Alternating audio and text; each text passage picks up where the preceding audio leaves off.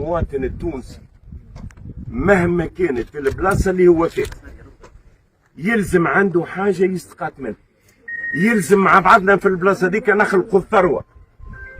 يعني يحس في نفسي في بعض الاحيان وقت اللي تصير شويه هكا صعوبات نلقاو مكتوب فيه الايدي ونتفرج، هذا ما عادش. عندنا الارض نتاعنا باش نخدموها، وهذه الارض هذه التربه هذه بالفلاحه يقولوا تطلع الزعفران، معناه احنا غير نخدموا برا. شوف البلاصه هذه ما تعرف مش بالسهل، بلاصه ما كانش فيها زراعات كبرى باش تولي فيها زراعات كبرى يلزم وراها بنيه تحتيه كامله باش نزرعوا. وين الميكن؟ وين الزموار؟ وين الماكينه اللي باش تحسد؟ كي باش نحسد؟ وين باش يهز؟ وين باش يحط النعمه؟ باش نداوي؟ شكون باش يعطيني الدواء؟ شكون باش يعطيني لامونيتر وغيره؟